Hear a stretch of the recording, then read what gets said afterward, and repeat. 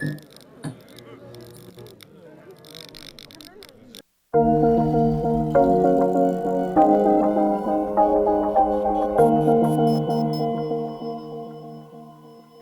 back to another edition of People Are Terrible. I'm Jeremy, joined as always with Caleb Miles. What's up, Caleb? What's up, man? How are you doing? I'm good. I know you've had a busy week. Always, man. Never stop grinding. Have you been paying attention to what's been going on the internet? Keeping up with the rainforest fires or any of that stuff? I have been not keeping up with anything, and it's been the most magical time of my life. Well, that's good. That's good. It's kind of like a balance act there. You have no free time, which sucks, but in not having free time, you have no time to pay attention to all of the horrible things going on in the world. It really is one of those things, and it kind of makes you realize why there's so many crazy people on Twitter, because a lot of the people I've noticed that stay on there and do this are people who just don't have a lot going on, and they probably have more time to look at crazy stuff and rile themselves up, because I'm so relaxed because all I do is just work and hang out with the wife, and it's kind of awesome. Yeah, there's definitely something to that. Well, on the bright side, I've been paying attention for both of us. Okay. I've been pulling double duty, man, just so that you can have the luxury of being able to turn in 60-hour weeks. Yes. Yeah, me. All right, guys. As always, we do appreciate you coming by. Just wanted to let you know at the top that if you do appreciate the content and you want to stay up to date, all you got to do is subscribe, like this video, and help us get the word out by sharing. Also, we are available for strictly audio podcasts on any of your podcast services. So if you're not checking it out in that medium and you'd like to, feel free. If you are checking it out in this medium and you want to do us a favor and help out even more, go ahead and leave a review. Hook us up. All of that stuff really does help as far as getting recommended and stuff in the future. So do what you can. It really does help us out. And also, I just wanted to give a quick shout out to a couple of people this week. Obviously, our friend Ian from The Controversy, Hacks Against Hacks, Ashley, as always, German Rifter VR on Twitter, and Stone Kidman came with the strong GIF game yesterday. So, whoa, I just called it a GIF. I think that's the first time I've done that. That's what normal people call them, except for weirdos who actually know that it's GIF. Now I'm questioning, and we're going to have to play back the audio to see what I actually call them. But you called it a GIF. We don't need to play it back. Whoa, dude, there's something crazy going on with my audio. Let me make sure I'm good here. It's a damn dynamic mic. Yeah, man. Definitely not the fancier of the two. Hopefully it'll sound all right. What we should do is just get like a true mixing board, and we'll have mics with like phantom power and everything. Oh, dude, I'm hooked up to it right now. Oh, see, that's what I used to do when I did music. Mm-hmm. My microphone is really nice. I have one. I just don't have anything to hook it up to because I'm like, oh, this would be great for a podcast. I don't have anything to run it through to give it phantom power to connect it to a podcast to a computer. And that's what's really nice about the Yetis. Just USB mics in general. Fuck yeah, dude. You just plug it straight in and, they've got virtual mixing boards and all of that stuff. But power amps these days, it's like they're expensive as shit and they're kind of hard to come by. It's funny, too, because my mic at the time I bought it was like $1,000 years and years and years ago, my old music mic. And I saw a pretty comparable one now. It's like $250. Yeah, and that's the way that shit goes. Well, hopefully the audio sounds all right. You guys, if there is any issues, I'll try to work them out. Yeah. I know, dude. Did you listen to last week's by any chance? Yeah, I don't know what happened. Sounded like we were in a fucking fish tank or something. It was a little tinny.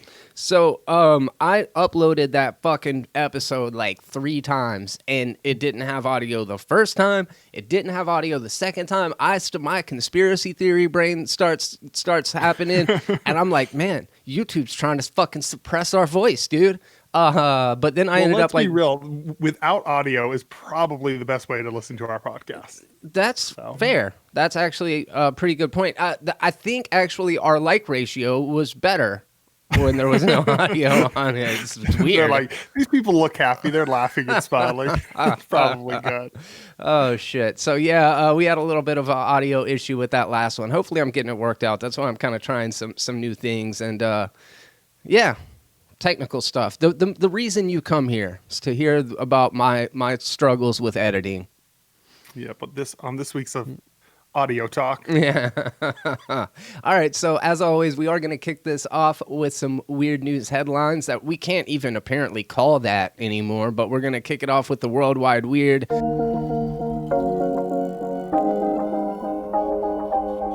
Sandwich edition this week, and then we're going to move into our Welcome to Florida segment. We got a couple of stories out of that sphere, and then each of us has brought a topic. I know that I want to talk about D23 EXPO and fandom in general, and it may not be the conversation you guys are expecting. So, yeah, stick around for that. But Caleb, what do you got? I want to talk about real superhero, well, not real superheroes, but actual superheroes from comic books with dumb superpowers. Good. That sounds fun. I know that I can think of a couple off my mind, but I bet you got some good ones as well. I got a list. You guys make sure to participate, be a part of the conversation, use the comment section for what it's for, because believe it or not, the reason why me and Caleb spend all this time talking is because we enjoy talking. So let's talk. Leave that shit down in the comment section. And also, if you have ideas for topics that you'd like for us to discuss, just hit us up via Twitter. You can direct message us. You can actually tag us in a tweet. We've got a good one this week that was actually recommended by Hacks Against Hacks, and that's going to be in the Florida Man segment, so we'll make sure to address that when we get there. But first of all, man, you said you hadn't really been in the loop the last week, but you've had to have at least heard murmurings of the sandwich wars going on. I actually have not heard anything about the sandwich wars. Oh man, this week, and I don't know what the catalyst was, but there was a tweet put out, I believe by Chick-fil-A. Let's get to the bottom of this. Let me break this down. So, 8 chicken sandwich makers entered, 4 clucked away with a victory and spot in the second round of USA Today's chicken sandwich bracket. So apparently USA Today has been like compiling some sort of information and doing taste tests about it. It all started with a Twitter thing that was pretty simple, where I think Chick-fil-A posted something, and then Popeyes came into the fray, and so the taste test kind of started off between these two, and people were discussing it. And then Wendy's came into it, and KFC. So those are like supposedly the 4 fast food chains with the best chicken sandwiches. I know that I've had a Chick-fil-A chicken sandwich. I've had a Wendy's chicken sandwich, and I've never had a KFC or Popeyes chicken sandwich. I've had a Chick-fil-A. I've never even had a Wendy's, I don't think. What do you think about Chick-fil-A sandwiches? I think it's good. It's a chicken sandwich. They're pretty good. I like the chicken that they use. The whole Chick-fil-A thing's just super overhyped, though, in general. Do y'all have them in Denver? Yeah. Okay. Yeah, and I grew up with them in New Mexico, too, and it's just like, I think it's good. It's not wait around for 30 minutes in a drive-thru good. Are they super busy with the ones that you go to? Always. Dude, the ones here are just, they had to build a whole second wraparound. So, like, the drive-thru is, like, 2 laps around the fucking building before you get to order. And for me, like, it's good. It's nothing is that good, you know?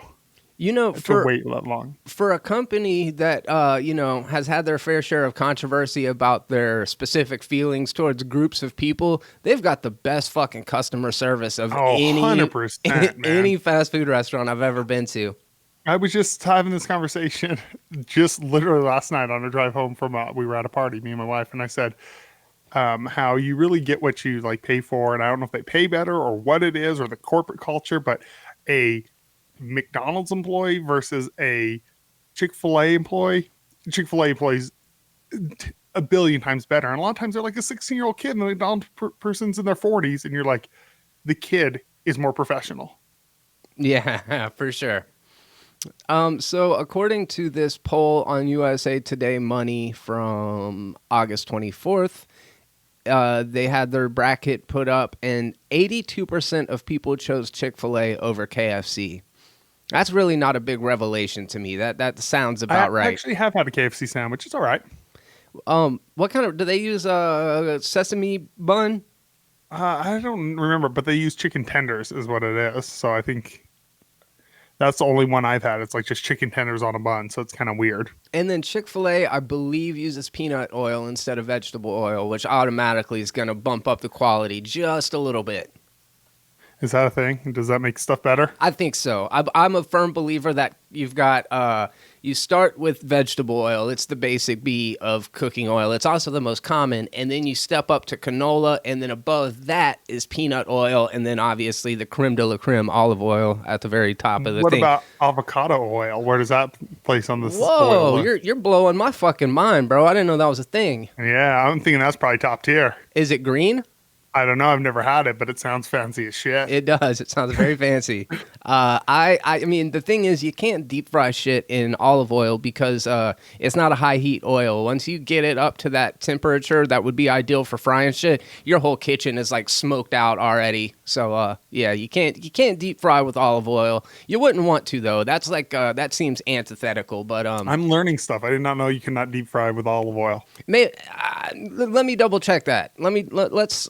I mean, I have no idea. I don't do a lot of deep frying. Actually, we do lately. We make samosas. So, what is that?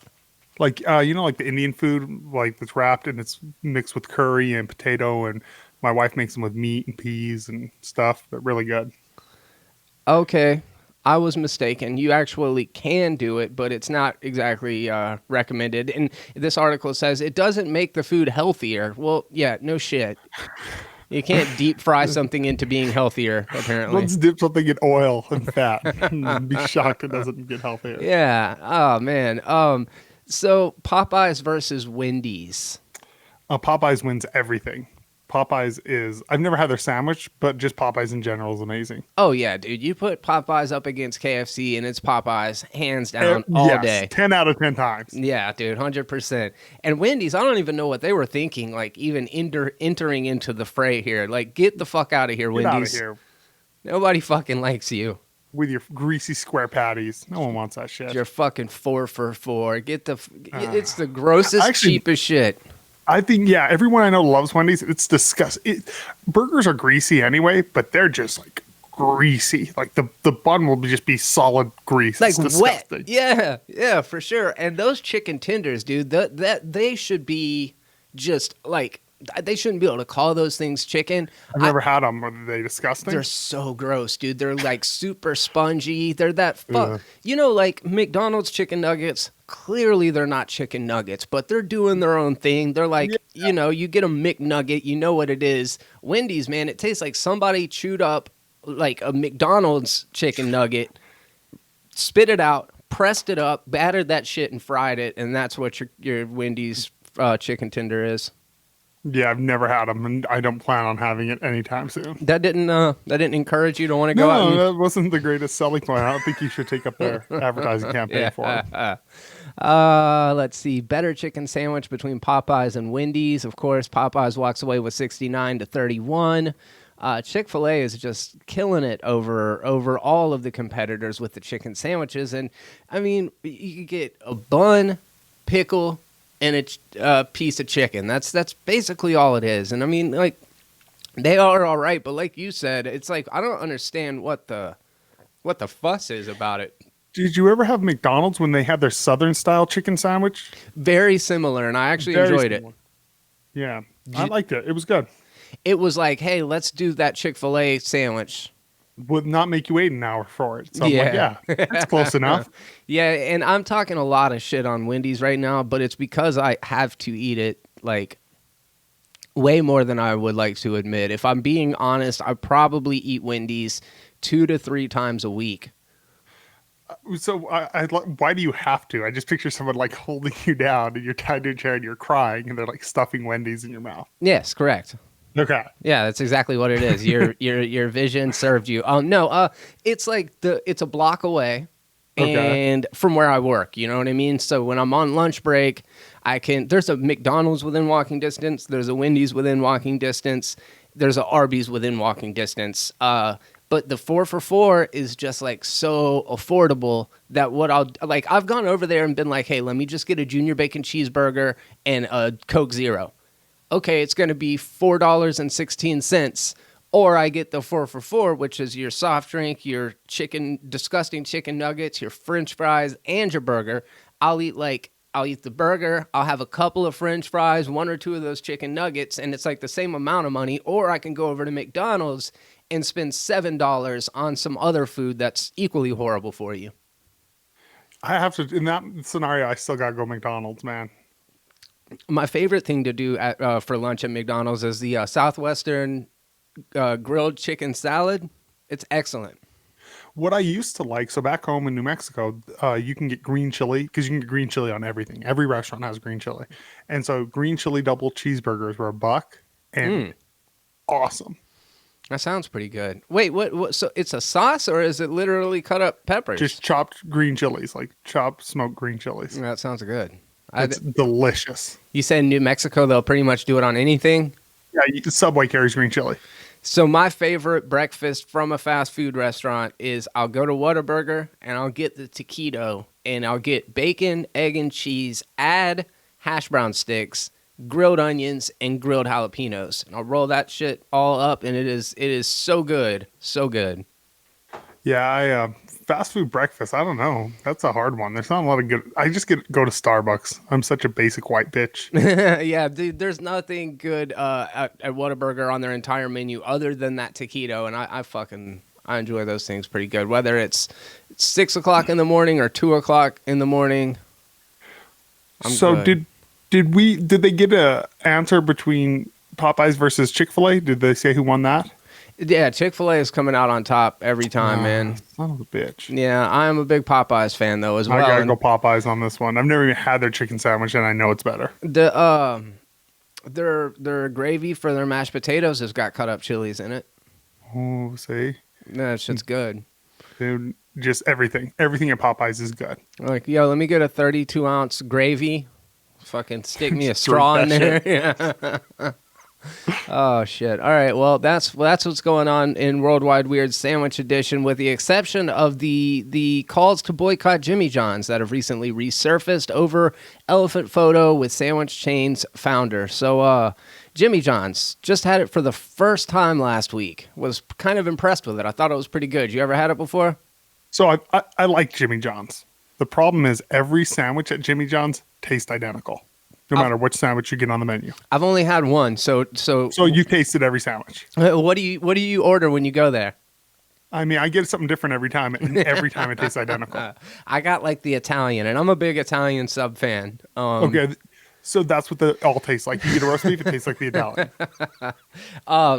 There was all these rules that I'm not a big fan of rules. If you guys know me, you know I'm not big into being a conformist, and they're like, there's a whole table worth of rules. It's like, do this, don't do this, don't do this. And I'm like, fuck, I just want a sandwich. I didn't come here to be learning life lessons. There's rules? Yeah. What are you talking about? Let's see. There's a lot of them, bro. I'm not just saying, if it was like the rules of Jimmy John's are order a sandwich and have fun, that would be one thing. I'd be like, oh, look at that. That's cute. But dude, there are like tables dedicated to some of the what are some of the basic rules? That sounds like enough of a reason to boycott Jimmy John's. We don't need anything else. Then I don't want someone telling me what to do.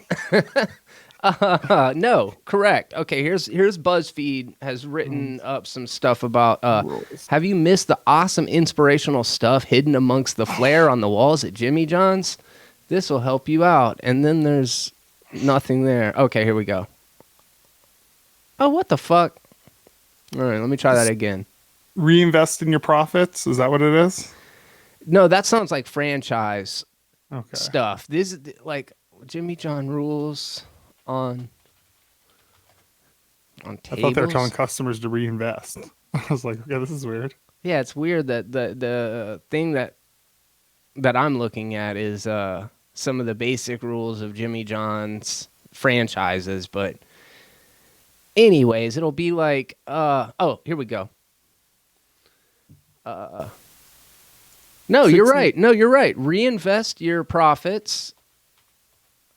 Spell out the deal before you. Never suck your thumb. Be willing to be different. Watch small expenses. Limit what you borrow. Be persistent. Know when to quit. Assess the risks. Fucking blah, blah. So that, I don't know why I'd never suck your thumbs on there. That seems a little like one of these things is not like the other. Okay, the don'ts at Jimmy John's. Don't talk with your mouth too full. Don't play with your food. Don't whistle annoying songs that will get stuck in other people's heads. Don't swim for 30 minutes after a meal. Don't stare. Don't ask kids to pull your finger. Don't carve your initials into things that don't belong to you. Don't taunt vegetarians. Don't use foul language. Don't mess around with Jim. Don't pick your teeth with or anything else. Don't bring Jimmy John's back home unless you have enough to share. Don't take stuff too seriously. No to all of that. I'm doing all those things. Don't taunt vegetarians. Taunting vegetarians is like the most American thing you can do. It's basically the reason I get up in the morning. Yeah, some days I'm just like, where's a fucking vegetarian to pick on? Anyways, all of that to say, like, you're really like setting the bar high for your patrons, but you're out here hunting fucking exotic animals, and so what happened is there was recently a photo that resurfaced of the guy from Jimmy John's, and he had, he's standing over his kill, and it's this gigantic African elephant. And it's just like, I know rich people like to go out and kill shit, and you and I have talked before, like, I'm pro hunting. I'm definitely not anti-hunting, but I think that for one thing, killing African elephants, not a lot of sport in that. Plus, they're exotic animals like that are endangered. Yeah, that's different. Why? You know what I mean? Like, if you were gonna eat that elephant or feed a starving village with it, and people could actually eat elephant, that would be a conversation that we could have. But if you're just doing it for its tusks, its ivory, to cut its fucking head off and stick it at your house on the wall, you're a scumbag. That being said, I would gladly pay $50 for an elephant sandwich at Jimmy John's if they offered it for one day. You would spend $50 just for the novelty? I might even go $100 on an elephant sandwich. You're a sick man. I'm just saying, who knows? It could be the best meat ever. Dude, and if it were, that's a conversation I would be willing to have. If you were like, look, we're going to start breeding elephants and selling elephant steaks at the fucking store, I would be like, oh, okay, maybe. But it's like...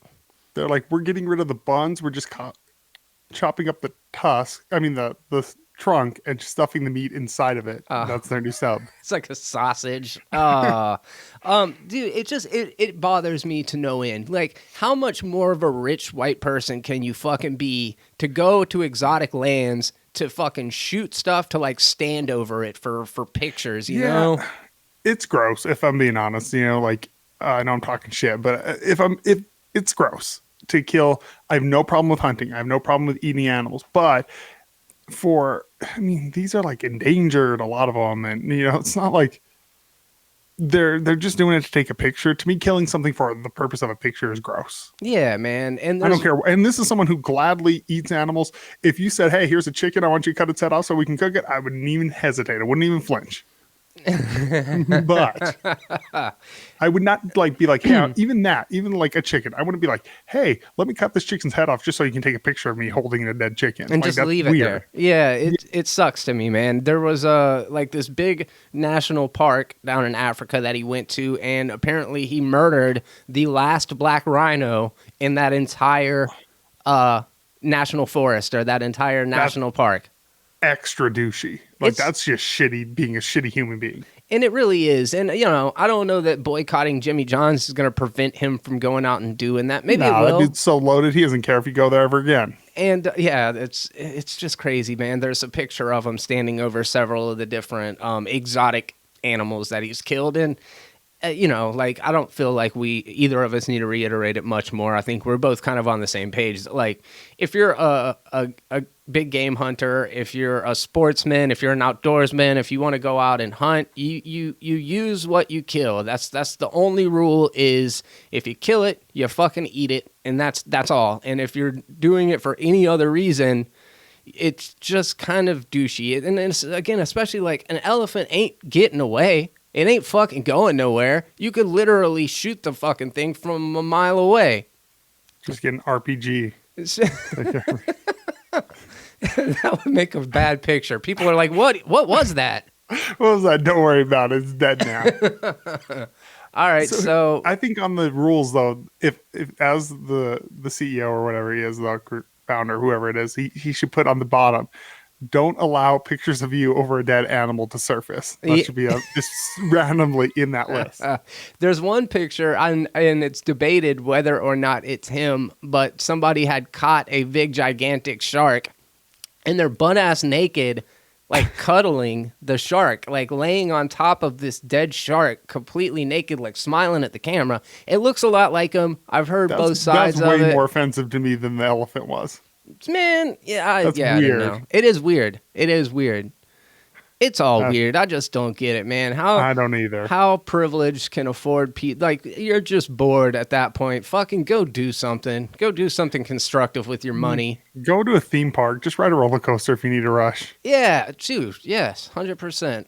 All right, guys. If you would boycott Jimmy John's over this, let me know down in the comments section. I'm gonna be honest. I made it 35 years without ever having Jimmy John's. I had it once the other day, and apparently I've had every sandwich there, so yeah. I'm fucking good if I never go back. I will never go back. People at work will be like, you want to order Jimmy John's? I'm like, nah, I've had it like 5 times, which is good enough. All right, well, there you go, guys. Let us know what your thoughts are down in the comment section, and if Jimmy John's has a chicken sandwich, does it taste like the Italian? It does. It tastes like Italian dressing. That's all they do. They go, here's their formula: lettuce, onion, meat, smothered in Italian dressing. And they're like, oh, this is good. Yeah, because it's vinegar and oil. Yo, when we went the other day, I think our attendant might have been a little bit retarded. Like, not in a bad way, you know, like not in a derogatory term, like literally. Well, I guess the word itself is derogatory. You get what I'm saying, though. Like she was young, I think is really all it was. But like she had such a hard time just like taking an order. I'm like, this, oh man. Have you been to, before we move on off sandwich talk for the day, have you been to Firehouse Subs? Yeah. Much better than Jimmy John's. It's fine to me. See, I think it's so much better than Jimmy John's. I think they are both very similar. Like the way they handle the sandwich, as opposed to like Subway does the other thing, where nothing. Well, no, they toast their shit now too. I like cold subs though, man. I'm not a big hot sub guy. What about Quiznos? Are those even around anymore? Dude, I hadn't had Quiznos in a minute, but those are pretty good. They're good, but I haven't had Quiznos in like 10 years. Yeah, same. Like, dude, we're really. I wonder if they're even in business anymore. I literally don't know. Quiznos is still around. You know where they were founded? No. Denver, Colorado. Oh, were they? Ain't that some shit? Everything's found out here. Chipotle is from here. Yeah, I think Qdoba's from here, both of which are garbage. All right, well, we're going to just real quick while we're on the topic of sandwiches. Oh my God, top 500 sandwich chains? Fuck that. I'm trying to look at like the top 10. Okay, best sandwiches at 10 of America's favorite sandwich chains. You ever had McAllister's Deli? I love McAllister's. It's good. I've never had it before. Yeah, it's really good. They're excellent. They're just a standard deli place, but they're just a little bit above what a chain should be. What do you think about Arby's? I like Arby's. I think Arby's is good. They do what they do, but it's good. It's a different type of sandwich. Yeah, like I'm not gonna sit here and shout from the mountaintop or die on the fucking on the hill that Arby's meat is good, but I do like what they do. Like, and Arby's sauce is the jam, so every once in a while I'll fuck with that. Ooh, I could bathe in it and then drink the bath water. Jason's Deli, you ever had them before? Good, but overhyped. I like the salad bar. That when I go, I don't even get the sandwiches. I get the unlimited salad bar because they've also got soft serve ice cream there at the end or frozen yogurt. McAllister's kind of reminds me of Jason's Deli, but like way better. Man, I'll have to look. I don't know that we have one of those around here. Okay, number 7 they have here is Subway. You a Subway guy? I hate Subway with a passion. So, dude, I worked at Subway probably for 10 years of my life. Like, it was still to this day my favorite job just because I had just the coolest fucking bosses. And then I ended up running the one that I worked at. So, had a lot of fun there. It was like a great experience. But it's crazy because you'd think I'd be completely burnt out on Subway sandwiches. But they have this new rotisserie chicken, and I'll get it in the spinach wrap. with Caesar dressing, and it's actually really fucking good. But I don't fault you for not like. I mean, Subway's not high end by any means. It's the McDonald's of like subs. 100%. Yeah, that's a fair comparison. What about Schlotsky's Deli? Love Schlotsky's. Schlotsky's is pretty good. Next level, man. That might be my number one. Potbelly? Ooh, I love Potbelly. Never heard of it. Yeah, first time I had it was in Seattle, and I'd never seen it anywhere. And then there's one in Colorado that I know of. So I think both of us are Quiznos fans. Quiznos is great, even though we haven't eaten it in like a decade. Yeah, hopefully it's still good. Jimmy John's gourmet sandwiches. I was pretty impressed with it, but yeah, I think we've covered that one ad nauseum. Jersey Mike's. I think Jersey Mike's super overrated. It reminds me of another Jimmy John's where it's just a lot of Italian dressing. Their Philly cheesesteak's pretty good. Other than that, I hadn't really had anything. And then number one, I'll be damned, Firehouse Subs. Yes, I love Firehouse. I mean, it's not better than Schlotsky's or McAllister's, but for like a fast food sub, I think it's pretty good. I worked at a Firehouse as well. Apparently, I've done quite a bit of sandwiching over the years. And one thing that I will say that Firehouse definitely has over Subway is that you're carving the meat in the morning. Like, it doesn't come out of a bag of pre-sliced meat like it does at Subway, which is gross. You actually get the entire deli thing, and you run it through the auto slicer. Did they give you one of those ridiculous titles like a sandwich technician? I was a sandwich artist at Subway. Yes, I love when fast food places do that. They're like, we're going to treat you like shit and pay you like shit, but you're going to have some weirdly fancy title for the fact that you flip a burger. Yeah, dude. And I'm telling you, I think I was the only actual sandwich artist of the whole lot of us at Subway. I took pride in that shit, though, bro. You should have seen the fucking lines that I'm cutting with the mustard. It's like a perfect little zigzag. Fucking. You're like, here's the Mona Lisa. Granted, when I put the bread together, it's gone. But I was like Doc Holliday. No. What was the other one? You know who I'm? Johnny Ringo on Tombstone. I'm flipping fucking Doc mustard. a good reference there. Yeah, I'm like, I grab the mayonnaise out of the thing. I flip it up in the air, catch it where the pointer's going down. Just like down your chest. Then mustard and put it on the bread. Dude, no, you're underselling this, man. I was dope. That's what I'm trying to say. I was. All right. Anyways, all right. I guess this is good. I think we've probably talked a little bit about to death. Now, with the one person that's still listening, thank you for staying on. What the fuck are they talking about? This isn't even a podcast. This is just people talking about. No, that's what a podcast is, dude. It's people talking about by shit. definition what a podcast is. All right, well, let's go ahead and hit Interstate 10 and head on down to everybody's favorite state to make fun of in our Welcome to Florida segment.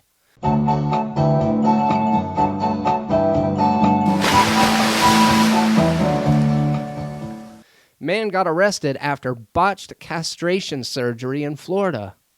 Ow. Yeah. So, doesn't sound too pleasant. So this is from the New York Post. An elderly Florida man with a bizarre castration obsession was busted by cops for allegedly performing a botched at-home surgery on another man whom he met through a site on the dark web for those with eunuch fetishes, police said. So, oh, wow. Elderly man meets another elderly man on the dark web who's like, man, you know what? I love the idea of, I want an elderly man to come over here and whack my dick off. I don't know how you botch one, but I guess we'll get there. Okay, so officers with the Highlands County Sheriff's Office showed up to 74-year-old Gary Van Ryswick's home in Sebring just before midnight Sunday after a 911 hang-up, officials said. Quote from the police officer says these are pretty routine. Deputies respond to many of them per shift, but most of them don't make the cut when it comes to being memorable. Oh, I see what they did there. They're already messing with the wordplay. They don't make the cut. This one will definitely hang around in the memory for a while, the sheriff's office wrote. This one is a little, let's say, sensitive. You could say even it's kind of nuts. Oh, God. Dude, Twitter and Facebook have just changed the way that people communicate. It's awful. I wish those people who wrote that would get castrated. Yeah. Hey, man, I don't know about that joke. Seems like low-hanging fruit. Oh, hire me, New York Post. When Van That's all the Ryswick, journalism takes anymore.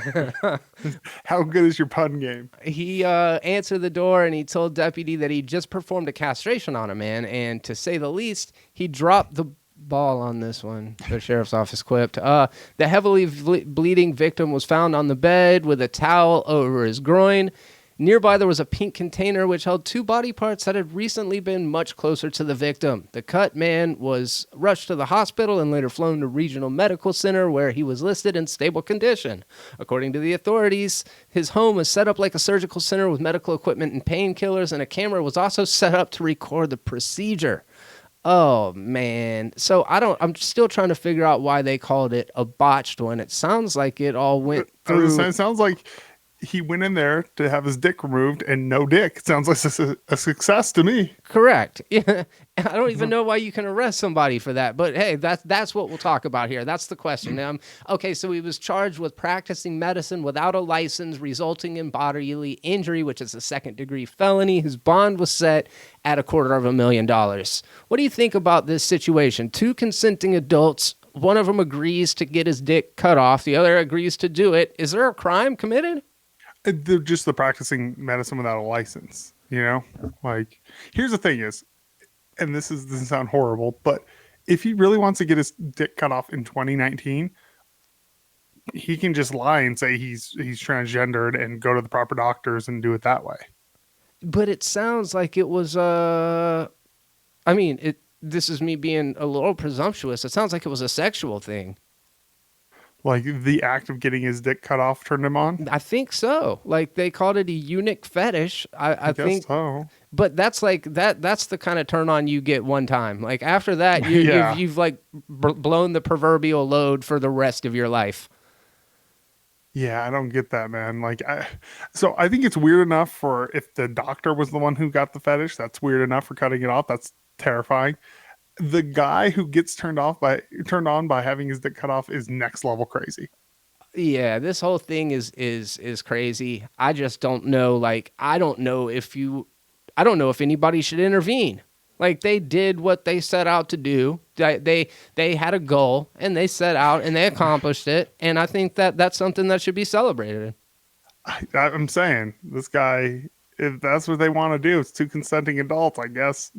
I really have a hard time feeling like the guy who went in willingly to get his nuts cut off is a victim in any way, shape, or form. No, and granted, he'll probably regret it. Oh, yeah, I'm sure. But at the same time, it was his fucking call. And I think both me and you were pretty libertarian when it comes to if that's what you want to do, you go with it. If you think that not going to get a medical professional to do it, but some fucking kook that you met on the dark web is the best way to go, you signed your own fucking death certificate. That's just natural selection at that point. And my thing is, I'm sure he'll regret it. But this guy, I guarantee you, has a lot of regrets in his life. If you get to the point where you're getting your dick cut off in someone's basement, there's a whole life of regrets that have led to that moment. Oh my God. Well, fair as that may be, I'd love to hear your guys' thoughts on this whole topic. Obviously, do you think that what happened should be a crime? That's what I'm the most curious about. I think it's just a weird story. Florida man kidnaps 12-year-old thinking he has drugs. Boy jumps out of moving truck to escape, police say. Now, this headline seems a little bit suspect to me. I totally misread it at first. When you sent me the headline, I read it as Florida man kidnaps kid thinking he is drugs. And I was like, what? I was so excited about this story. So here I am. Oh my God. I bet you heard that. I did. I heard some audio. I hate that, dude. When I open up links, the web pages sometimes will have automatic ads that play. It happens in our podcast so freaking much, but you never had to deal with it until now. Yeah, I only ever heard it if I ever went back and listened to this, which I never do. Yeah, correct. Which is fine. I don't blame you. Like, we had the conversation. Why should we have to risk? I know what I said. I stand by it. Some of it anyways. A man has been arrested on suspicion of attempting to kidnap a boy as he was walking home from school and asking him for drugs. Okay, so a 26-year-old Timothy Miller was accused of persuading a 12-year-old boy to get into his truck after the boy got off the bus. Once he's got the kid in the truck, He asks the kid if he has any drugs. The kid says no. Well, the way that he lured the kid into the vehicle is he said he gives kids rides all the time and not to worry because he won't do anything weird. The kid gets in the car. The guy asks him for drugs. The kid starts to get uncomfortable, and the guy starts speeding up so that this kid can't jump out of the vehicle. Well, the kid had the wherewithal to say, fuck this, and jumped out of the white pickup truck as it was accelerating down the road. He did get a concussion. I think he hit his head, but there were people there that saw it happen, and he was arrested and then repeatedly and violently resisted arrest by being taken into custody. He told the police that he thought the boy was 14 to 16 and admitted approaching him in an attempt to buy drugs. I don't believe it. I know, I don't either. This sounds like way worse. Like, I mean, it's horrible as it is, but it sounds like... And it sounds like he wanted to do sexual stuff. That's where my mind goes immediately. Yeah, he wasn't looking for drugs. He was looking for something else. In his defense, I thought he was 14 to 16. What? Oh, that's the worst defense ever.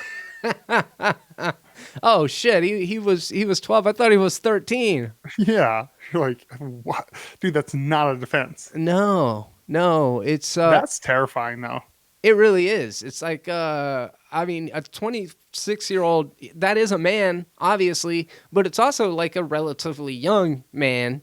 And yeah, it's like he was freaking trolling around looking for kids to abduct, and this kid happened to just be smart enough to just say, fuck it, if I escape this way, I may die, but at least I'll have a fucking fighting chance. Who knows what that guy would have done to him? Realistically, yeah, this could have been a much different headline. This kid could have never been found or found dead or found, assaulted sexually. I mean, this could have been, it's scary, but it could have been a billion times worse. And a lot of times I'll send you images to these characters in these Florida Man headlines, and you look at them and you're like, oh yeah, that person's clearly off the rocker. This image shows somebody who looks relatively normal, and the kid said that the suspect had a nice and friendly smile, so he got into the vehicle when the man began, quote unquote, looking at him strangely. So it like a switch got flipped between him being superficially charming and able to disarm this kid, this potential victim, into getting into the vehicle before his more, I guess, the darker side of him emerged. So yeah, good for that kid, man. He does look pretty normal. He looks like he could be my white trash brother. He looks like. Yeah, I can see that. See that. Uh-huh. He got the thick eyebrows, the beard, dark hair, and he big ears. I mean, I don't know. I mean, it's not you, right? No, I don't think it's me. I don't know. I mean, dude, look, my whole point is if you were in Florida, you should have hollered at your boy. Like, whatever else you were doing. You should have hollered at me, not a 12-year-old. I got you. All right, anyways. Florida man attacks jogger with sword over wheelbarrow left in trash pile, according to the police. Now, this is Florida man at its finest. Let me know when you pull up the video. Click. When he pulled out the sword, I thought, what am I doing? I thought, is he really going to do this? Look at that form. That he was going to really try to kill me for a cart. Todd Beaver's living to tell the terrifying tale, coming face to face with a man swinging a sword at him in his front lawn. You can see the attack was caught on camera. Yeah, he's still got the sheath in his hand too. Over that cart. I really was in shock the whole time. I'll tell you what though. Beaver's I would run away. I don't think I'd hold on to the deadly turn back on July 15th. He says he was running through his Oakland Park neighborhood. Listen to that guy's voice too. Junk in front of a vacant home. I saw a cart in the pile, and I thought I could use that. But he says that guy also had his eyes on But he it. says that guy... video shows he wasn't going to give it up without a fight. Oh my Beaver God. said before the sword swinging, the two had exchanged words, and he said, what, motherfucker? I'm going to hit you with a ninja sword. Half a mile. And I turned behind me, I would be like, so he wasn't going for the wheelbarrow. He was just... So or was that what he was doing? Yeah, no, that's what... Back at his house, you can see the man taking several big swings with the sword before Beavers drops it, points to a security camera, and calls the cops. Moments later, that woman in pink grabs it and takes off. I said, you know what, you're on camera. You want to take the cart, do it right in front of the camera. and she did it. You're saying that this was your wheelbarrow The and twist. you were having at a garage. I had it for a whole week, yes, I did. And I have neighbors who can verify that because I asked them, did they want to buy some stuff also. Alice Bolden says that's her in the video, and this all started because of a misunderstanding. She says the two men had been fighting over items she put out for a garage sale, and the cart was never up for grabs. Did you see the guy swinging the sword, and what's going through your head? No, I didn't see it on the news. I didn't see anything when I got around here. All I seen was the white guy talking on the phone. That starts with a bunch of people out here. Now BSO is hoping someone watching will recognize that guy in gray and point them in the right direction. So she's saying she doesn't know that dude? In the hopes that That's someone can help us apparently identify. apparently Just not. let him have the cart. Beaver's losing the cart, but thankful he didn't lose his life. And while the search for that sword swinger continues, he's thinking twice about the whole ordeal. I really regretted it. By So the we're time calling I got bullshit on here the with fact that she doesn't know this man, and he right? was still chasing me. I felt I- like, what did I get myself into for a stupid I don't cart? know. I don't know even what's need going it. on. I just So the guy, just here's the felt thing. really stupid The about guy it. random guy she doesn't know comes up swinging a sword to steal this. Then she walks by 10 seconds later, grabbing it and obviously cursing at the dude. You can tell she's pretty angry when she's walking off with it. I just have a hard time believing that she was like, I don't know. That was just some random stranger who wanted it as well. This is the war of the wheelbarrow. It is so weird that it escalated over some shit like that. And it looks like Ninja Gaiden over there is not trying to fatally strike him with the sword. It's like He's trying to hack off a limb. That's it. I mean, yeah, he could have stabbed at him, but no, it was almost like he was swinging to the left and the right of him, like, I will whack you with this sword, but it was more like a bluff, because I didn't see dude like doing a lot of bobbing and weaving to avoid it. It was almost just like he thought the ninja sword was going to be enough to make this guy let go, which, in all fairness, it should have been. Like, dude should have just been like, Dude, all right, you take know it, what? especially Take if there's the a fucking camera. wheelbarrow. Yeah, dude. Even if there isn't, you can have it. I'm sorry. I would rather you take my wheelbarrow than my life. So it was the white dude's surveillance camera? Yes. So does that mean that the wheelbarrow was on his property, or did it look like it could have been on a neighbor's property? It looked like it was on his property because he pointed to the camera to be like, there's my camera. You're on camera right now. Yeah. I mean, unless it was like right on the curb but the alibi, the lady said that she was having a garbage sale, because that's basically what it looked like. She was having a garage sale, and that's why there was all of that random junk like piled up outside. And that the wheelbarrow was actually hers. He's like a construction worker. He looked like a landscaper. He's completely freaking wet. It looks like he'd been doing freaking lawn work or maintenance work. And then the other guy, I guess, had been eyeballing the same wheelbarrow. So the two of it was, I don't know, man. They were playing tug of war. So that with could the have been thing. the scenario then. It could have been that she didn't know him, that there were two people who really wanted this thing. But it looked like from the video, I mean, the video looks pretty damning. I don't know the story, but just watching the video, it looks like it's on his property. Guy comes up and swings at him with a sword. She comes up and grabs it and screams at him the whole time. So I don't know. And he it's again weird. points at the camera, like, all right, go. If you want to take it, go ahead. You're on camera too. Yeah, like the way he acts and they act in the video, it does look like it's more his, because he's like pointing for both of them. He's pointing at the camera like, hey, look, take it, but you're on video stealing my shit. Yeah, that was the impression that I got. And I like at the end of it where he's just like, I kind of feel dumb about this whole thing. Like, I don't want to die over a wheelbarrow. But yeah, I mean, think we've all been in those situations where you do something like that, and then you're like, why did I do that? That could have, because you're not thinking. No, it's like adrenaline or some shit Yeah. going through you. It says Florida man attacks jogger. So apparently that guy was a jogger. So how did he know that surveillance camera was right there? No, the whole situation's weird. We're gonna have to do some sleuthing, you guys. If you saw that video, please try to help us put together a timeline. We're gonna like get to the bottom of this and find out who. I'm trying to think of a good like ninja name for this guy. I think I should probably not. I think I should probably just like move on and not say anything stupid. Make any names. Oh shit. All right. Well, so D23, everybody's favorite fan event, is going on in Orlando, Florida. I think maybe it's Anaheim. I'm not real sure.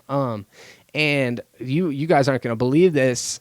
There's more Star Wars movies coming. There's more Marvel movies coming. There's more D20 or Disney Plus shows coming. It's like a whole weekend dedicated to commercials, and everybody's so excited. And we're YouTubers, so we're all doing our own videos and being like, breaking news, Black Panther 2 was just now announced. Here's a video about the video that I saw. And like, we have become, I use the term we loosely, the community, fandom in general, has become part of the machine at this point. And we're an arm of the marketing now. And an incredibly effective arm of the marketing. And we're also getting hit with copyright claims if we use too many seconds of their trailers in our videos. So they are monetizing the shit out of you, out of us, out of people who used to be fans. And that's the thing. Like, okay, so first of all, like, nerd culture has always been consumerism. Like, it's always been, you prove how much a nerd you are by how many collectibles, how many pop toys do you have? Yeah, absolutely. Like, how much junk you buy so that you can use it on your set, so that when you're reviewing the new Star Wars movie and talking about how you cried when you saw the trailer, people will believe that you have credibility. But like, if I'm being honest, Star Wars has always been that way. It's always been incredibly consumerism based and always 100%. Very much about merchandising.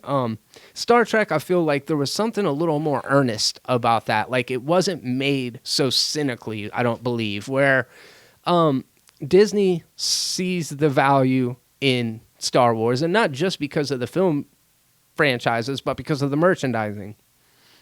Well, I mean, you look at the way George Lucas, that was where he made his money. He wanted, I think it was 100% or 90% merchandising, right? Mm-hmm. So that's why it turned into what it is today. And it was, so it was by design. And then obviously Marvel, diehard fans. People love comic books. People always have. Disney saw what they had as far as an opportunity for built-in brand loyalty, the amount of marketing or merchandising that goes into the action figures, the toys, all of the different things that you can buy in reference to these popular characters that they have. So Disney acquired Lucasfilm. They've acquired Marvel. They acquired Pixar. So they've basically got the entire world of fandom, and they've turned it. Too. And Fox now too. Yeah. So basically they own almost everything, and people, there's almost a cult of Disney worship. People like really, really love this stuff. They tie it so much to their identity, and I am just now getting to a stage where I am it's like I feel like I'm having a dysfunctional divorce from Disney, because on one hand, and I know me and you don't necessarily agree on it, I think that there is a quality, pretty much a pedigree associated with almost every property that they have. They keep it consistently good. You know what I mean? Consistently average. Okay, fair enough. But the average is, I feel, on the positive side as opposed to the just being on the other side of audience favor. So I like Disney studio. I like Disney movies. I like Marvel movies. I like Star Wars movies, but I'm just not in love with it anymore. And I've gotten really cynical about it. So for those who may be catching us for the first time, what do you think about just this empire in general? So I've never been a Disney fan, even when I was a kid. I don't like Disney kids films. I've always been a grumpy old man. Like, I don't get the Disney charm thing. Winnie the Pooh's awesome. That's my caveat. And Fox and the Hound is great. But it's, for me, I feel like Disney has always been very good at making junk food. We talked about fast food. Disney is the McDonald's of entertainment. They make easily accessible shit that you can eat, but there's no nutritional value to it. And that's, to me, what they've always been. There's never, and I see that with the Marvel movies. They have a couple of excellent ones. Most of them, I'd argue, are pretty bad. They're just, it's like they go through a checklist and go, hey, okay, laughs, this, this. It's very built by committee. They feel like your average pop star that's been put together, like Yeah. Mr. Potato Head. That's to me how Disney has done. And I don't understand this fan worship of it. It blows my mind that, but like I said, it's appealing to the lowest common denominator, in my opinion. I had for years and years and years, the Disney banner, the production company graphic that plays before movies, I always felt like it had some sort of like sentimental resonance with me. Like, and I'm from Florida. Going to those Disney theme parks has always been a part of my life. I've gone since I was 3 years old. And there's nostalgia attached to it. There's all of these, it conjures up good memories of my family and simpler times and all of those things that they very much are aware of. So there, on one hand, it's like there's that idea of like this magical Disney, this family-friendly brand that is totally built on like virtue and innovation and creativity and positivity and all of these things. But then they're also this giant mega corporation that is so shrewd that if you don't step in line, they're going to just absorb you. And I fear that it's destroying the entire industry. And yeah, I'm excited about some of the things coming out on Disney Plus, but I also really fucking resent it because they've infiltrated and monetized Fandom. And now we're all shilling it for Disney. Like, I used to hate that term, but then I realized, like, yes, if you are an influencer and you are using your influence to market for another brand, then you're a shill. Yep. It sucks, but that's the reality of the situation. So I'm having a really hard time with it. It's like all the new Disney live action movies. I don't know that I'm not like actively probably going to boycott them. I did go and see The Lion King, but my love for it ain't there anymore. Like, I've got no love for these live action remakes of the Disney cartoons. I've definitely noticed, even since we started talking, a year or so ago, like, I've seen you slowly fall out of love with Disney. Yeah. And my thing is, this like big corporatism is nothing new for Disney. They've been doing some shady stuff for ever. I mean, you look at the original Lion King and how they treated Osamu Tezuka and just pretty much stole his idea and never gave him credit for it, and still to this day deny it's based on that. Even though he flew out numerous times and had meetings, and the original cast said, wow, I didn't know all that.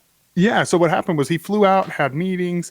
The original cast referred to themselves as a Kimbo White Lion in the remake. Yeah, if you guys aren't familiar with what Caleb's talking about, look up Kimbo the White Lion. It's an anime that basically is the inspiration for The Lion King. Well, and then Osamu Tezuka died during that time. And then it changed to Simba. And then they just outright denied that he ever had anything to do with it. Yeah, and shady. That's what Disney does. But they appeal to... Disney has a very smart marketing campaign. They get you when you're young and you don't really know what taste is because you're a kid, But they get you in real young and be like, okay, this is what we like. We're going to market the crap out of you. I mean, it's worked on me. The original Ninja Turtle cartoon is garbage, and I was a huge fan of it, Like, it's not Disney, but it's that they get you young. Mm-hmm. Then you grow up and you have this weird nostalgia for that castle coming up, and you get defensive of it. And there's like this weird hive mind mentality with Disney fans that really freaks me out just in general, just because it bothers me when I see people like that. I'm like, it's fine to love something, but you can also admit sometimes there's faults with what their business model, or sometimes there's faults with their films, but it's like, no, I can't say any of that because Disney's my identity. Yes. No property, and I'm covered in nerdy tattoos. If someone wants to criticize Ninja Turtles, for example, there's a lot of garbage in that fandom. I think it's deserving of criticism. I don't like this blind marketing arm. I will defend it no matter what because it's Disney. It's weird to me. Like, one specific example was when people were like, save Spider-Man from Sony, And it's like, actually, Sony saved Spider-Man from Marvel back when Marvel was going completely bankrupt, when they fucking bought the rights off to the character and turned him into a viable film property. And people will shit all over Sony because of the couple bad Spider-Man movies that they made. But I still contend they made the best fucking Spider-Man movie, and Marvel had nothing to do with it. Spider-Man 2? Into the Spider-Verse is my pick, but I would agree with that too. Mine's Spider-Man 2, but I would agree with that pick as well. Both just such great films, but no, everybody remembers Spider-Man 3 and The Amazing Spider-Man 2, and it's like, I think, you know, when they went into that negotiation, that both of them felt emboldened. Like, you know, Sony had just now made $850 million off of Venom. Far From Home just now broke $1 billion, but that was kind of a joint effort. So both of them felt like they had more negotiating power. But the thing is Disney's in a situation where they don't even need Spider-Man. Like, if Spider-Man disappeared tomorrow, they would be fine. That is the lifeblood of Sony. They need that character so fucking much. And I think it's so shrewd for Disney to just totally be like, you either play by our rules or we're going to shut you the fuck down.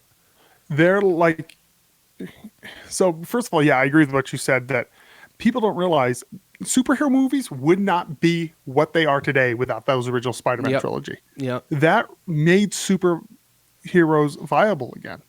That made people go, man, people like superheroes still. That saved comics. Yeah. And so it gets a bad rap. And here's the thing that I've noticed too, is people will write off stuff if it's like comic book related, if it's not Disney, before they even see it, you know? Which I will contend X-Men First Class is better than 99% of what Disney's Marvel films put. I love First Class, man. I think that's a great movie. First Class is great. Days of Future Past is great. But I know people who are diehard Disney fans who hate all of the X-Men films. There are some garbage X-Men films. Don't get me wrong. There were some really bad ones. But it's like they hate it before they ever see it, just strictly because it's not Disney. I feel like for me, I've never been a Disney fan, but lately the Disney fandom has turned me off from Disney more than Disney itself has. So I have dear friends of mine who are just diehard Star Wars fans. I have a couple friends in particular, their husband and wife, and they run basically a lightsaber training. That's amazing. It's kind of like a martial arts course that teaches form for lightsabers, basically. And it's done incredibly positive things for them in their lives and for the community as well. And it's not my intention to diminish it or to tell other people they should or they shouldn't love it. In fact, I think if they do love it, that's fantastic. It's probably better to love something than it is to hate something. I just personally, I'm not there anymore, and I'm not really all that excited about the next Star Wars movie, and it's mostly just because I'm just starting to see it all as this calculated repackaging and repurposing of things that, like you said about a formula, they found the formula, they've cracked the code. That's why all these movies are so similar, and if they work the first time and the fifth time, they're going to work the 500th time. There's no risks being taken anymore, and it's just kind of, it's grim for what it means for the future. So I used to be a massive, people don't know this about me, massive Star Wars fan. Read all the comics, read all the books, played all the video games. My brother, even more than me. My brother was the biggest Star Wars fan I have ever met. And him, even the other day, was like, I don't know if I'm going to see the new Star Wars. I'm just kind of burnt, you know? And I have to, because I'm a completionist. And that's the other thing, is they've got you from day one, because it's never just one and done. You got to see all the Marvel movies. You can't just watch one of them, so they get you hooked, you know? I'll tell you what, the second you like break the completionist chains, it's the most freeing thing. Because I used to, you know me, bitched about every Marvel film, still saw them. Because I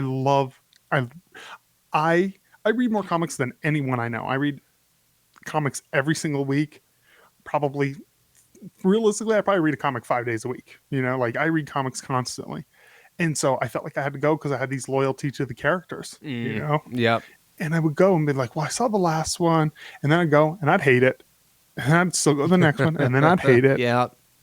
And then finally I was like, Thor Ragnarok was my one where I was like, You destroyed one of my favorite characters with Hulk. Like, you just completely bastardized that character more than I've ever seen him bastardized in any medium. And I was like, broke my heart. And I was like, okay, I'm done. And it has been so freeing. And more than anything, what I like about it is now people go, did you see the new Marvel? No. That's so much better than, did you see the new Marvel? What'd you think about it? I didn't really like it. And then freaking out for 30 minutes. And like, let this be an example to you guys. Like, I love Caleb. We get along. We talk about shit every single week. Thor Ragnarok is my favorite, probably my favorite MCU movie, at least top 3, top 5. But that's not like, that thing doesn't make me feel like Caleb thinks I have bad taste. We get along, or we have similar tastes, like Blade Runner 2049. I think we both hold that movie in such high regards that, like, it doesn't mean that he thinks I'm dumb because he doesn't like Thor Ragnarok. And I feel like there's a lot of that now where it's like, if you aren't cult of Star Wars, then you're anti-Star Wars, and Yes. or that you're anti the people that like it. And it's really not the case. It's just, we all have tastes, we all have standards, we all have expectations, and you know, some movies don't fit neatly into what we, you know, feel that they should be. And Well, what's even weirder for me is when I tell people that I did. So people are asking if I saw, not Infinity War, what's the last one? Endgame. Yeah. And I was like, no, I never saw it. They're like, oh my God. And I was like, they're like, why not? And I was like, well, I didn't even finish Infinity War. Couldn't get into it. And, well, you got to see Endgame. Even Infinity War. I wasn't going to see Infinity War until everyone freaked out on me and hated me. And then they're like, well, I want to hear what you have to say. And then once I heard what I had to say, they were angry at me. I'm like, so you didn't want me to hear what I had to say? No, they wanted to hear what they thought about the movie. Yes. Yeah. Like, you didn't care what I had to say. Then don't, like, people do this weird thing where their opinion needs to be echoed back to them to validate their own opinion. Yes. Like, stand by your opinion. If that's how you feel, if you feel Infinity War or Thor Ragnarok is the greatest movie, you don't need my validation to prove that to you. Right, Like, right. I think that's so weird. Or for me to convince you why you didn't get it, or for you to convince me why it wasn't good. You know, like, it's completely opinion, and it is fine. I just, with the way that everything's going, I wonder if Netflix is going to be the movie pass of streaming services, like where they were the ones that took the hit so that this revolutionary way of viewing content could succeed. Because the Disney Plus, man, it's $13.99. You pay $10 for Hulu. For $13.99, you get Hulu, Disney Plus, and ESPN Plus. I didn't know Hulu was included in it. It is such a no-brainer that it's like, why would you not get it? If you've already got Hulu, why would you not get it? That's my thing, is like, I wasn't going to get it because I was like, I'm literally not going to watch any of their Marvel shows, any of their Star Wars shows, any of their Disney stuff, Lady and the Tramp, none of that. I don't care about any of this shit, you know? But if it has Hulu, I still ain't going to get it. What am I going to watch, Disney? Dude, so of all of the negative, or not really negative, because I haven't really said anything about the content, but of all of the negative things I've said about Disney and D23, the trailer for The Mandalorian is, bar none, the most exciting and interesting Star Wars trailer. It is the Star Wars movie that I like. It's the Star Wars story that I think has more potential than anything else that we've seen in Star Wars ever.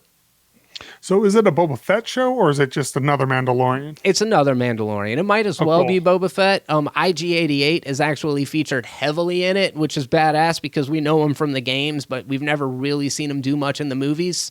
Go ahead. Clarification. So, God, it's been so long since I watched Star Wars. So I know Mandalorians is a race that they just took one Mandalorian and cloned him. So there's other Mandalorians that are not clones, correct? Other Mandalorians that are not clones, correct? Yeah. Okay. Mm-hmm. And I'm not a super EU guy, but I do know that there is a female Mandalorian who's very big in like Rebels. I'm not going to be able to speak to the specifics of that, but a lot of people were under the impression that Mandalorian is Boba Fett. He's actually played by Pedro Pascal, which is a really great actor. He played the Viper in Game of Thrones, but somebody that I really like. The trailer never shows him with his mask off. You never hear him say a line of dialogue. It shows him like doing the bounty hunter shit. The very first shot of the trailer is a bunch of stormtrooper helmets on pikes, like blood and dirt smeared all over them and shit at this like crazy outpost, like where it's just like the scum and villainy hang out. It looks dope, man. It looks dope. I wanted to be like skeptical about all of it. I'm sure that the new Obi-Wan with Ewan McGregor is going to have potential as well, but like the idea of a spaghetti western in space, or like Boba Fett being Clint Eastwood in a fucking like Hang 'em High or A Fistful of Dollars, like just the idea of that sounds so rad to me.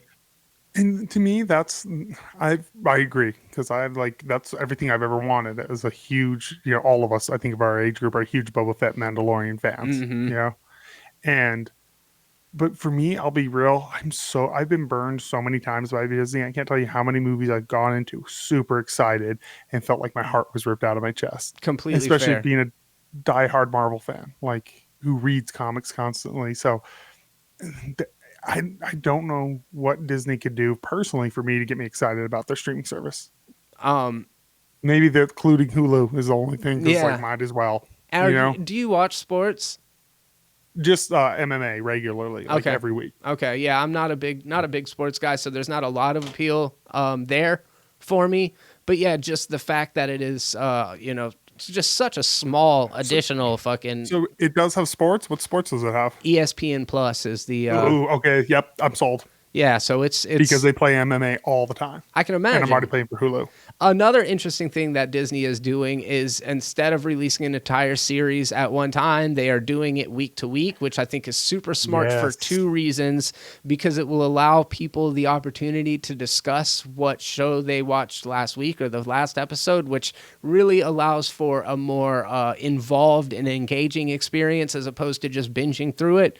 It also prevents people like me from ordering Netflix for 1 month so that I can watch all of Stranger Things and then canceling. This way they're getting you for several months at a time just off that one show that you want to watch. So 2 different ways of being really smart. I don't know about you. So my binging, like I know a lot of people binge just starting for Netflix. Mine started with anime where I'd like buy box sets and just binge the whole show.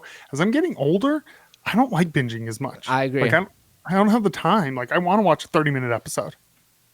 And like to me, that's exciting, really. In fact, I've been trying to catch up on Naruto or Boruto so I can get caught up so that I can watch it week to week to week. Because I feel like almost at our age, a more exciting way to engage with content. I agree. Yeah, I agree. Right now, I'm watching Mindhunter, and we could have easily binged the entire season 2 over a couple days, but we're savoring it. We're watching one episode a night, and I'm getting more out of it that way. And goddamn, dude, if Netflix has nothing else, they've got Mindhunter, Stranger Things, and a bunch of good stand-up. So, like, I can't completely write them off, but I have a feeling they are about to lose the streaming wars.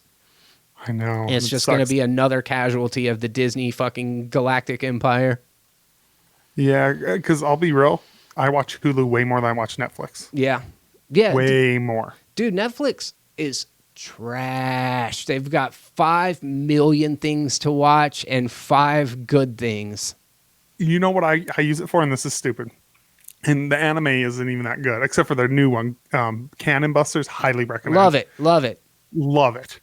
Like, but I use it because you can download for offline viewing and then watch it on my tablet anime. That's cool. And Crunchyroll doesn't do that. So that's literally why I have Netflix, and then my wife watches the occasional reality show. All right, so at this point in the show, I think we've explored so much Disney, so much Marvel. At this point, we've seen so many superheroes. I'd say we've burned through the majority of the cool superheroes with superpowers, and now we're starting to get to we're kind of scraping the bottom of the barrel here. We're coming up with characters that are like, oh, have you heard of Shang-Chi? No. Well, he's Asian, so he's important now. People are really excited about Shang-Chi. I don't know shit about Shang-Chi, but there is a whole lot of other superheroes that just have ridiculous powers. So let's move over to your topic and let's discuss some of these superheroes with dumb powers. So there are so many that like I had to kind of stop researching it because there are just so many dumb superheroes. But here's the next one that I feel like is ripe for a Disney Plus show. Leon Nunez. Do you know who this character is? He's a character where his special power is to give other people superpowers through tattoos. Okay, so he gives you a tattoo. Does the tattoo correspond with the power? Yes. So if you have like, you want to, I don't know, run fast, you would draw like, I don't know, wings on your feet, or then fly, wings on your back, or something like that. Right. Yes. Interesting. What's the superhero's name? That's his name. Oh. Yes. No, you don't even get a name, dude. Sorry, you're just your alias. How horrible would that be? Be like, my superpower is to give other people cool shit, and I sit here and I can't do anything. So, can he tattoo himself? That's a good question. Loophole. Because then, I mean, it would be all right. As it stands, that is a garbage superpower. It's not even really a super. Well, I don't know. I guess. Well, and is. then every time he tattoos, it takes away some of his power too. Oh man, yeah, tough break. Okay, just off my personal experience, I feel like I gotta kick off the list with one that I've always thought was so dumb, and that's Jubilee. Jubilee, what are your powers? She was gonna be on fireworks. My list too. Is that what you do? Get out of here with that shit. How are you gonna stop an impenetrable supervillain with fireworks? Yeah, I've always thought that was a funny one where it's like, really? Like that's your thing? Like it was her and what was it? Dazzler was the one who had the same exact power? Yeah, another really stupid X-Men with superpower. Yes. They were basically the same, right? Like Dazzler was also an X-Men? Yeah. They were the same character. They had the same power. Jesus Christ, yeah. Yeah. All right. Well, that's one for me. What else you got? The Doorman. So the Doorman is a character. He can't teleport for walls, but he can put his back against the wall, and you would be able to walk through that wall. What? Yeah. His name is the Doorman? Yes. And I just love the scenario of this. They're like, there's a whole superhero team where they're like, we need to get in there. And so he stands there, and they all run through him. And then he just is like, I guess I'm just going to hang out outside. It's like scrolling through his fucking Twitter page while they're like in there kicking butt. Yeah, that's... He's like the shittiest Nightcrawler is what he is. Yeah, that is exactly what he is. He's like, somebody was like, you know, who's got it tough? Doorman. Like, what a hard job that is. Let's make a man that is a door. We need some doorman representation. So DC's Legion of Superheroes has come up with the new recruit. Well, I mean, this was years ago, but his name is the Chlorophyll Kid. And much like Aquaman has the ability to talk to fish, this guy can communicate with plants and grow plants. So he can communicate with and grow plants, but not like control them, like poison ivy. No, it doesn't look like it. Okay, that's a pretty shitty one. He Pretty similar to poison ivy as well, just not near as attractive. Like that's a green thumb. That's what this guy has. That's not a superpower. Correct. What else you got? I forget his name. I have to scroll back up. Where is it? Something like Arm Man or something like that. He can remove his arm. That's his power. Does the arm stay alive? Yeah, just arm fall off boy is his name. And he can take it off and just like set it somewhere, and it can still move around a little bit. Tight. Yeah, that sounds like a very helpful one. I mean, I guess like if you were stuck in a cell and the keys were on the guard who was asleep across the room, and you're like, man, I need those keys. Here goes my arm, and it like does the thing from Addams Family. It like runs across, grabs the keys, jiggle, jiggle, jiggle, runs them back to you. Boom, there you go. That's about the only way I could see that coming in handy. Yeah, like I don't understand it. Like I don't get where I would use that power very often. That power, that character is a joke though. Like nobody earnestly was like, man, you know what? Oh no, it was totally a fuck around character. Yeah. So Gold Star, apparently DC Comics, he's from Lobo, and his superpower is to have niceness vibes. Like he's always really nice and encouraging to people. That's my superpower. Yeah, clearly. Yeah, I think I remember exactly. Yeah, he's from Lobo. I've actually read issues with him in it years ago. I didn't remember what his power was. That's pretty funny. They say it actually makes him very overpowered because, like, being nice is, I guess, he's a low-level empath and he could nice his way through any problem, making him the ultimate pacifist hero. As Lobo was less about nice and more about stabbing and shooting, we could see why Gold Star rubbed him the wrong way, but the man was all wrong to write Gold Star off. If used properly, his powers could be very overpowered, making this smiling hero a force to be reckoned with. All right.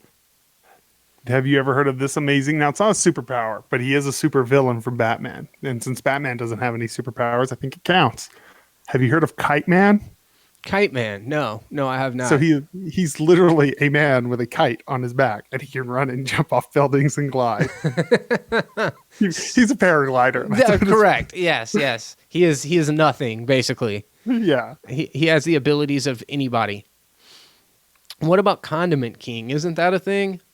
I've never heard of Condiment King, but I'm into it. Condiment King is a DC villain as well, who had to have been made as a joke. Let's see. Condiment King is from Batman. He's one of Batman's rogue villains. And yeah, he carries around, like, his utility belt has like relish, mustard, ketchup, onions, and then he's got like a gun that shoots out whichever one I guess he decides at the time. He was created by Bruce Timm and Paul Dini for the Batman animated series, and he makes various appearances throughout comic books and stuff like that, but he's usually used as comic relief, obviously.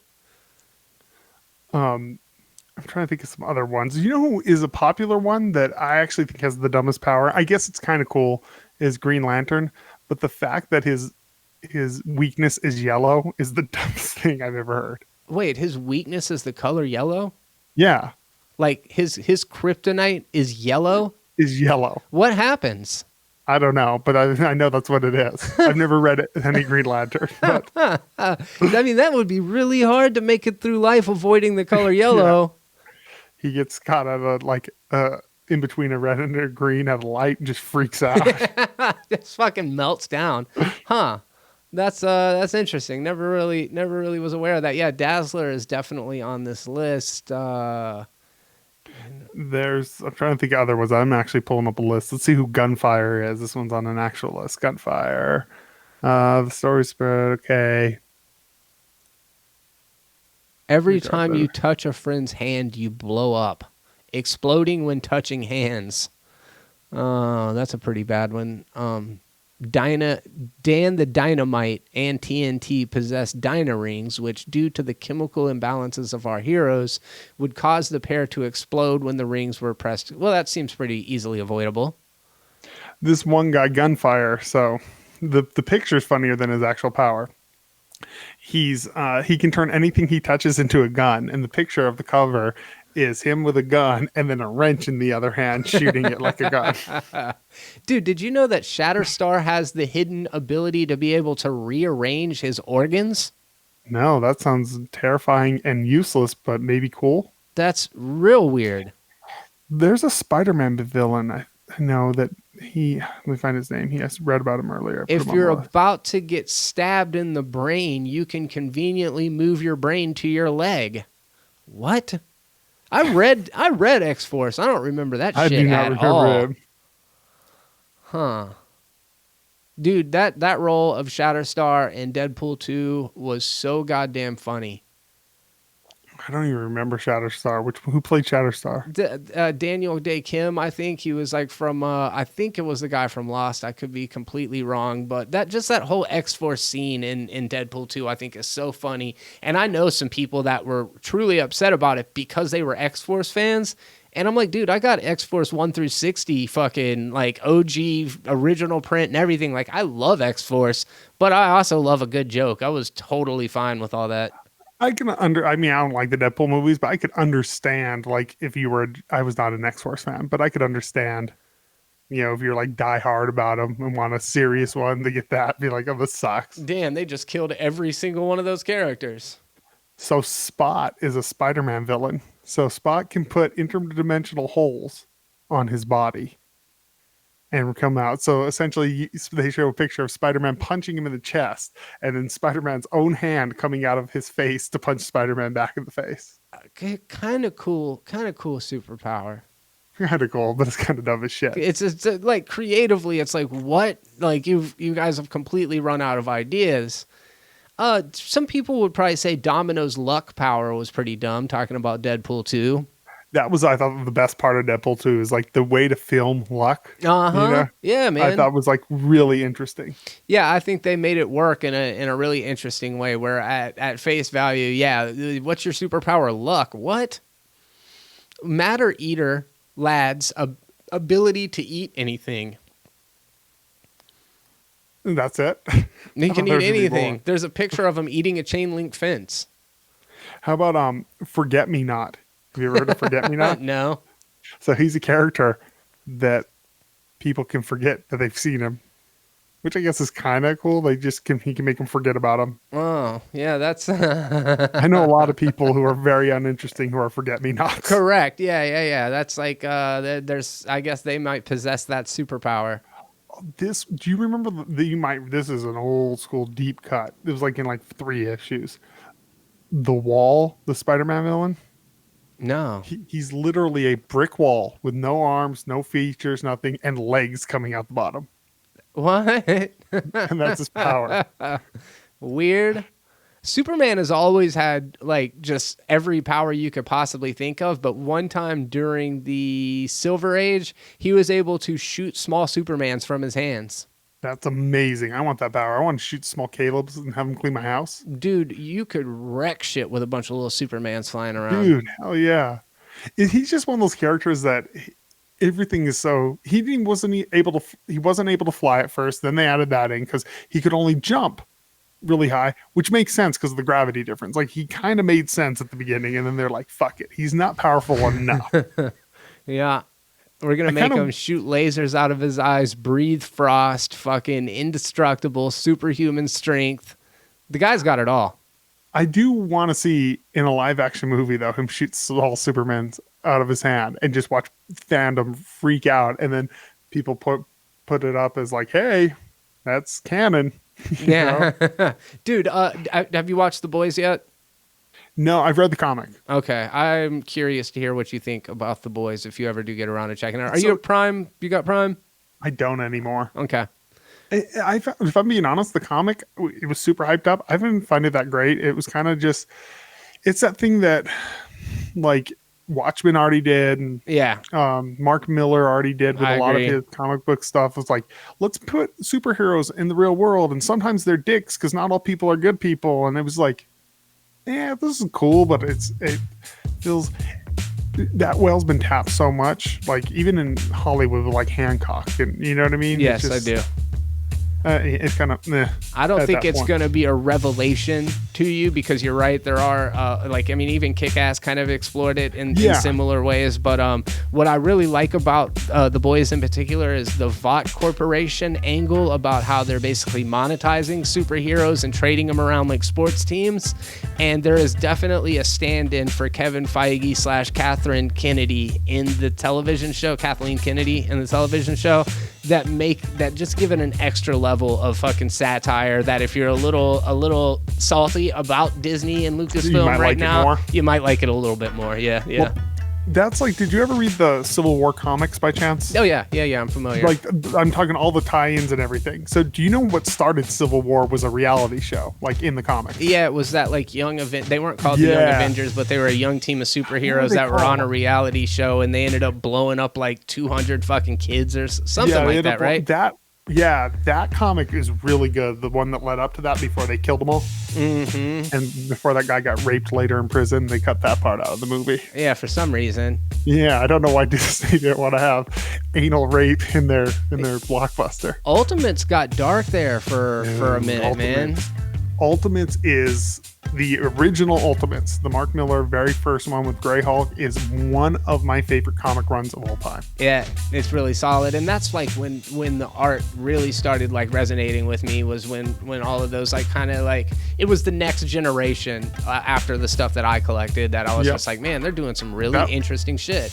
The Ultimate X-Men was really good too, that run. Yeah, like that was to me a solid. Now they have like Ultimate Comics because they've reboot the Ultimate Network thing too. So there's Ultimates, then Ultimate Avengers, and I think there's Marvel Comics Ultimates, the Ultimates. Oh, that's not just confusing. It's too much. All right, guys. Well, let us know some dumb superpowers. In fact, they don't even have to be based on real characters. Just like, what are some superpowers that you can think of that would be super pointless and lame? Let us know down in the comments section. And what would their superhero name be? Yeah, good call. Like Flatulass, and he's a man. He's a sidekick who farts. Yeah. See, that's what I did there. I like that. All right, guys. Also, as we mentioned at the top, if you enjoyed this video, do us a favor, take a second, click the thumbs up button. Sharing is caring. It always helps to spread the word. If you want to stay up to date with all of the terrible content, all you got to do is subscribe, click the bell. If you feel so compelled to, and you're checking us out in audio form, please leave us a review on either iTunes, Stitcher, do it on SoundCloud. Help us get the word out. And most importantly, and on behalf of both of us, until next time, be terrible.